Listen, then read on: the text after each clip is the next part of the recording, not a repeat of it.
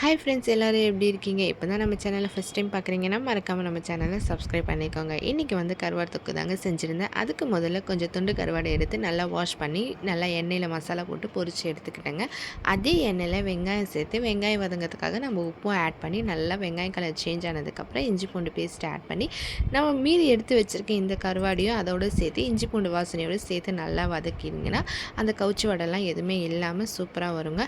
இது நல்லா வதங்கினதுக்கப்புறம் ஒரு 2 பச்சை மிளகாய், 2 மீடியம் சைஸ் தக்காளி, உப்பு, மஞ்சத்தூள், காரத்துக்கு ஏற்ற மாதிரி மிளகாத்தூள், மல்லித்தூள், கரம் மசாலா இது எல்லாமே சேர்த்து நல்லா வதக்கிட்டு கொஞ்சமாக தண்ணி விட்டு தட்டு போட்டு மூடி சிம்மில் வச்சிங்கன்னா தக்காளி எல்லாம் நல்லா மசிஞ்சு சூப்பராக தொக்கு எண்ணெய் பிரிஞ்சு சூப்பராக வருங்க. இந்த ஸ்டேஜுக்கு நல்லா வந்ததுக்கப்புறமா நம்ம ஃப்ரெஷ்ஷாக எடுத்து வச்சுருக்க கொத்தமல்லியை மேலே தூவி விட்டு 2 கிளறி ஆஃப் பண்ணிவிட்டு சூடான சாப்பாடில் நெய்யும் செம்மையாக ரசமும் வச்சு கூட இந்த தொக்கும் வச்சு சாப்பிட்டு பாருங்கள். அவ்வளோ டேஸ்ட்டாக இருக்கும். மறக்காமல் ட்ரை பண்ணி பாருங்கள். இந்த வீடியோ பிடிச்சிருந்தால் லைக் பண்ணுங்கள், ஷேர் பண்ணுங்கள். மறக்காமல்